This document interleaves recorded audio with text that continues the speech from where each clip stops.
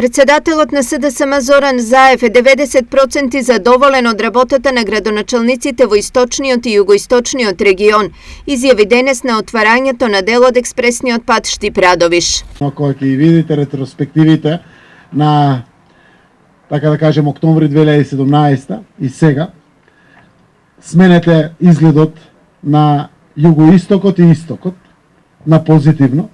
Изградени се огромни инфраструктурни проекти, капитални зданија.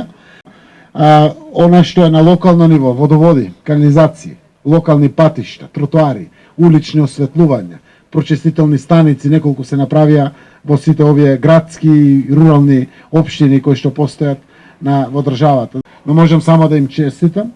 Јас сум задоволен во проценти, ако кажете колку, 90%. На прашањето кога ќе бидат соопштени имињата, Заев очекува тоа да се случи кон крајот на август или почетокот на септември. Социјалдемократскиот сојуз на 8 има централен одбор и со тоа носиме одлука за шеф на Републичкиот штаб, за правилник и постапка и критериуми за номинирање на кандидати, кои што ги очекуваме од базата да бидат номинирани, како за градоначалници, така и за советници.